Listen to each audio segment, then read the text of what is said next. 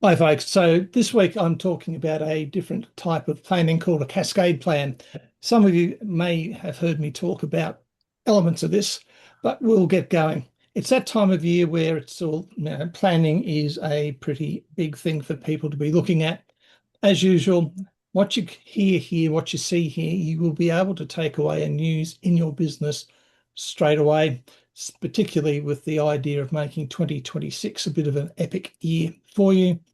Me, I haven't changed a lot. I'm still the guy who spent 30 plus years in corporate. I'm the founder of North of 40 and the Elite Business Institute. I've been around the block a few times, so hopefully you feel that's enough to trust me with. Time is always short. So we're in December already. Today is the 2nd of December.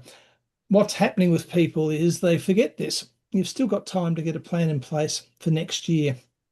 My experience is people spend so much time on the treadmill, they forget to plan and they forget to actually think about what's coming up.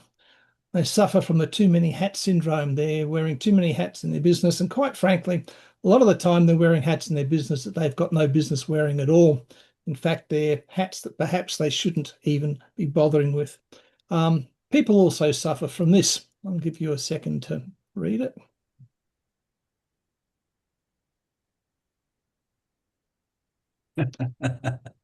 It's very much. Shiny. There's a great clip of George W. Bush Jr. talking to people and saying, the problem is the, oh, look, a cat, right? So that's what bright, shiny object people is. The thing is, people need to focus and focus a bit better. But by this stage of the year, we're all pretty much like this. We're feeling tired and flat and feeling like someone should stick a fork in me because I'm done. The thing is, if we adopt that mindset, what happens is it carries over into next year and we end up doing a thing called cliff sitting. That means you've got a business, you get out there, you may employ people, you may not, but you start marketing, you chase people, you serve some people, you pay bills, you pay tax, all that sort of stuff. But what happens is you're stuck in the weeds of the business. You're working there all the time and you're not looking at the bigger picture. So the cliff you build without focus is one which is very dangerous for you, because unless you get out of the weeds and start working on your business, unless you start seeing beyond the weeds and seeing the forest and then the trees, and then you actually see the mountain you want to climb, you end up having maybe a clear path. I want to make $1 million a year, but you've got no real execution because life can get in the way. You need to understand this. Everyone on this call has the potential to create a global small business. Even before AI was around, the changes in terms of apps and software and all that sort of thing meant that each one of us could create a worldwide business doing what we do. Gone are the days like when I was working in Indonesia and running, half a dozen companies over there for Jardine Matheson. I mean, I had a personal assistant, but I had also 6 secretaries working just for me. Didn't need them anymore. I mean, no one needs them now. So just software itself, applications have meant you can create a global small business. And maybe it's time to think bigger rather than just thinking about, I want to get another 3 clients, I'm going to get 4 clients.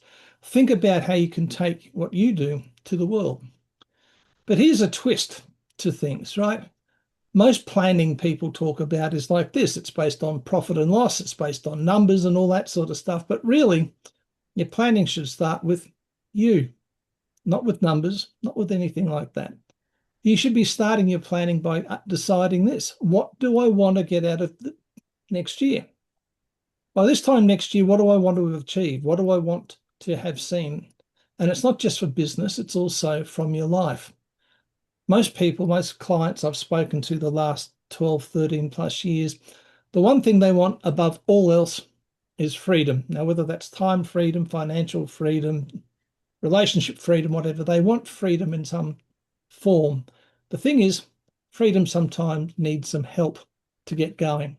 So this is going to be a little bit different, the way we're going to be talking at planning here. Because as business people, we tend to do things pretty well. We tend to execute when we get round to it, but we focus really poorly, which means we often end up doing the wrong things. But if you're going to build a global small company, if you're going to build a world-class company, you've got to start with you. So the model I'm talking about today starts with you, and that's a big difference. This is what I do with nearly all my clients, right? So this is what makes me different from a lot of the other ones. The idea is we're going to start with you and your personal outcomes you want for the year, the business outcomes you want, and then we're going to look at your mission, your vision, your values, and then we're going to break those things down to a thing called KPIs and then action items. So to give you an idea of how that looks, an outcome statement, you would write two of. One's a personal one and one's a business one. They should encompass your personal, professional, and business goals and your desires. They should be written in the present tense, all right? And they should be written for two time frames, 3 years and 12 months, which I'll go to.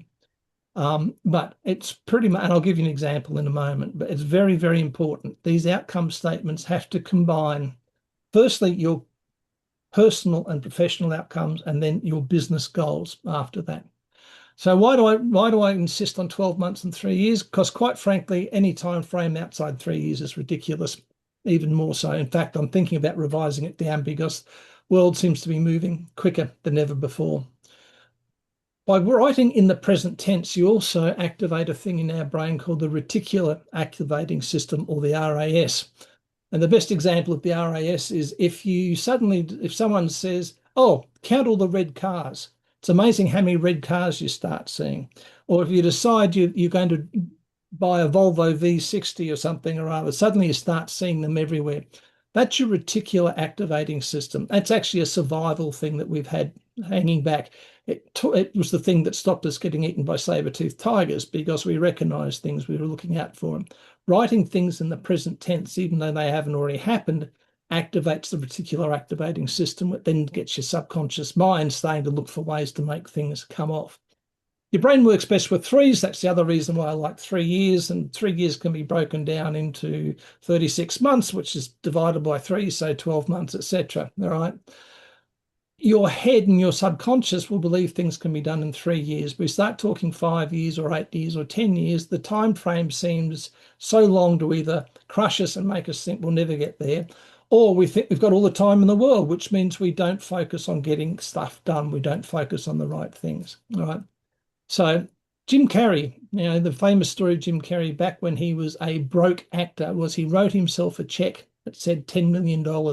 He carried it with him for 3 years. And he said that my first big movie role, I will get paid $10 million. And he did. He got that Ace Ventura Pet Detective. And what do they pay him? $10 million, which was a record at the time for a comedian. And that was from him carrying the check around. So forward thinking the present can help. So I said before, the statement is literally a blended outcome statement. It combines your personal and your business. Here's an example of one. All right. The year is 2028 and I jog 5 kilometers a day along the beach near my home. I hit the weights 3 times a week and start work at 10 a.m. I read 5 books a week, take 6 weeks vacation a year and still grow north of 18% year on year. My company is very stable, highly profitable industry leader in the corporate midlife change industry. I love my life. We have the highest client retention in the industry and a team that is accountable to each other for achieving both our personal and company outcomes. We have $100,000 in monthly recurring revenue and a 26% net profit. That's just an example. You can write yours however you like, but that one combines both business and personal. The idea is to write your personal one first, then your business one, and then combine the two. This is where the cascade comes in. The cascade is literally this. You design your personal and business outcomes first. You decide on your vision, where you want to end up, the mission, how you're going to get there, and the values you're going to use for fuel to carry you there. If any of you have staff, it's very important that you are very clear about the values you have in your business, because that helps you turn employees into tribe. Now, most people work just hard enough so they don't get the sack, but they don't buy into what you're about. But if you can align your values and their values, say 70 or 80% out of 100, what's going to happen is they're going to buy into your mission and your vision, and you'll not have staff, you'll have a tribe, which is very important. So once you've done your outcomes, personal, business, you then look at the business outcomes that are going to support the personal outcomes you want. What things do I need in my business for me to be able to go away for 6 weeks a year? How much money do I need to be able to do that? What systems do I need? What marketing do I need? If I'm going to grow the business 18% year on year, how many new clients do I need to have? And what does my retention need to look like? This is where your business outcomes become really important. Once you've got your business outcomes or business goals, you break them into key performance indicators, which I'll explain in a minute. And then you break those down into action items, which is where the rubber meets the road. All right. So, the idea is to end up the year with results, not with excuses. So your business outcomes, the normal ones are, how much revenue do I want to make? How much profit do I want to make? How many clients do I want? How many do I want to retain? What products or services do I want to keep or maybe kill? And then look at my market fit. Am I in the right market still? Or do I want to pivot to a different market? Maybe I'm trying too broad a market. Maybe I need to narrow it down, or maybe I'm too narrow. I need to expand. You decide what your business outcomes are for your business, right? But try and hold on to this idea of a global small business because that's where the money happens to be.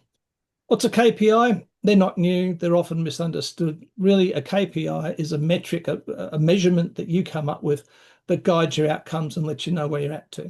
So normally you do a plan, you act on the plan, you check out that the actions worked. If they didn't work, you go back to it. There are essentially 6 core KPIs that every business in the world needs to understand. We'll get to them in a minute. But understand being world class in your global small business is really a mixture. It's a balance. It's balancing your business through process.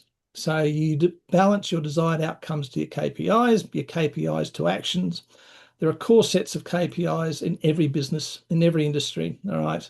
When I was working with a company called Catapult, a couple of years ago, I actually wrote 450 separate KPIs for them to use across 12 different industries. So there's a lot out there if you like. The thing is, when you're doing this KPI part of this cascade, is you add the ones unique to your business. In other words, what things do I want to know? What numbers do I need to understand that makes sense to me? All right. I was talking with Kelly the other day, and I was talking to her about her SAN number. Sleep at night number. All right. What's the sleep at night number? That's something you maybe need. So here's the core, 6 core ones. They're revenue concentration, pipeline, revenue churn, revenue, EBITDA or burn, and employee engagement. The top left-hand one, revenue concentration, and I'm sorry I've spelt that wrong. Concentration I have anyway. Sorry, Kelly, you can beat me up later. This is the Achilles heel for nearly every business, especially small business. We get a client, they're a good client, they're a big client, and suddenly before we know what's happening is they are accounting for over 20% of our income. This is absolute danger. No single client should account for more than 20% of your income. I try to work with my clients, particularly those that are in, $1 million businesses, to make sure that no client's over 12 to 15% of their income. But I would suggest that most of us on this call will have 1 or maybe 2 clients that account between them for over 40 or 50 or even 60% of our income. I know some people who say they've got a business, but really they're a contractor, and that one contract accounts for 80% of their income. Not good. So be aware of your revenue concentration. And if you don't have a lot of clients, the way to bring revenue concentration down is to add more clients. But any client who's bringing you in more than 20% of your revenue, you're a danger, because if they go and they're 40% of your revenue, that's a hell of a big hole to fill. Next one, revenue churn. Okay, this is something a lot of businesses don't understand. So that's sort of like saying, we got 8 new customers in and 5 left, therefore we were positive 3. That's really sort of inaccurate, because you should be looking at your churn based on revenue, not just on customer numbers, right? So sure, 8's made up of 5 plus 3, 5 left. So you've got a net of 3 more customers, but that may not be the same in terms of income. The 5 that left might have been using your services and paying you a lot more than the 8 that you added on. So you have a net revenue loss, even though you might have picked up 3 new clients. So when you're looking at client churn, you've also got to look at revenue churn in order to make sure your business is growing. I've worked with businesses where they've gone, look, we've added 50 new clients, but those clients are all paying a lot less than the people who've left, and they're actually going backwards, even though they've got more clients. In fact, their costs go up because they've got to service more clients with less income coming in. All right. EBITDA, earnings before income tax and amortization, or burn. There's 2 different ones here. Burn is if it's a startup, you've got a certain amount of money to spend, and you've got to decide how long that money is going to last before you start making money in your business. I'm doing a similar thing with Payline at the moment. We're looking at our burn numbers there. But EBITDA is literally how much money you make at the end of the day. When you get down past net profit, how much money have you made at the end of the year? And you need to know that number, or at least understand it. Pipeline's an important KPI because if you don't have a sales pipeline built and you don't have people in there, then it makes life hard. I'm a perfect living example of that. Prior to COVID, I had a pipeline that was generally filled with 12 people waiting to work with me. COVID hit and suddenly my pipeline dried up. And it's been really tough ever since then, building the business back up to where it was pre-COVID.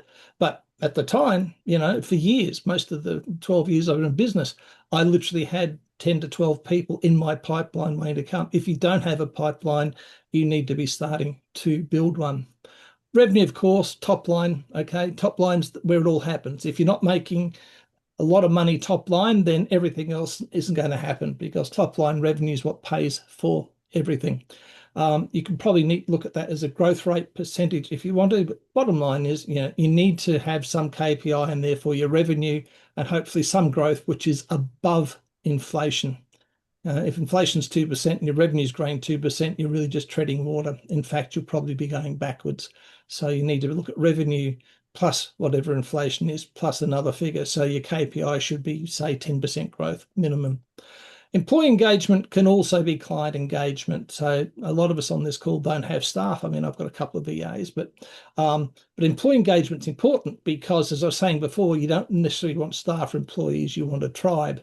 The more engaged people are in your vision, your mission, and your values, the more likely they are to become a tribe and less likely they are to become staff, which means they really make a difference to a business. But the same thing's important with clients. How engaged are your clients? If you're running a community, if you're running a group, if you're doing teaching, whatever it is, if your clients are not engaged, then your community's going to die. Your group's going to die. It's very, very tough. So you need to be looking at a thing called a net promoter score, right? A net promoter score is basically looking at engagement on a scale of 1 to 100. Anything at 67 or above is considered good. So is between 50 and 66. And if you're below 50, then you've got real problems. And you just ask people questions to do that. There's lots of stuff online you can find out about it. We'll have a chat with me offline. I'll explain to you how to make it work. So when you've got these 6 core KPIs, use them as a strategic lens, then this is pretty much how your business can run. You've got your core 6. You create a strategy to execute and cover them off, your pipeline, your revenue churn, etc. You decide how you're going to decide the metrics to measure those KPIs based on your own business, because your metrics will be different from mine, will be different from Jay's, will be different from Pat's. All right.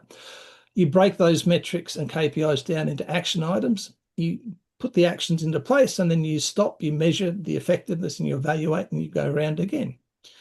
The journey to world-class or a global small business or just a much better year sort of looks like this. At the top there, you decide on your 12-month and 3-year outcomes, personally, professionally, and for your business. Decide what your mission is, decide what your vision is, decide what your values are, decide your business goals, break them into KPIs, create action plans from them, and hold people accountable. Actions is literally this. Where, like, what's the outcome I'm aiming for? What are the KPIs I'm using, and what are the action items that I need to be using? There are really 3 world-class levers for a world-class business. The first one is personal, professional, business outcomes written down for 12-month and 3-year time periods. The second one is KPIs, using those core 6 plus your own, whatever makes sense to you and your business to measure, all right? The third one is breaking the KPIs down into actions and then executing on them. So the Cascade process works just like this. Determine your 3-year and 12-month outcomes. Decide your mission, vision, and values. Define the metrics to measure your progress against them. Establish KPIs for each outcome or goal, or if you've got people, a big enough business, department, or sector. For instance, even if you're just a one-man band, one-woman band, you can be looking at a KPI for revenue and one for marketing, one for return on investment, that type of thing. And define the big strategic items that have to be achieved each quarter to land your KPIs. So a bit of planning there. But there's another secret to becoming a global small business. Once you've done all that planning, you've actually got to do. The biggest thing that kills any business, small, medium, large, or whatever, is a thing called FTI. And FTI stands for failure to implement. You can do all the planning in the world, it can look great, but if you're actually not implementing it, then nothing is going to happen. But understand this, the cascade starts with you, and at the end of the day, your business starts with you.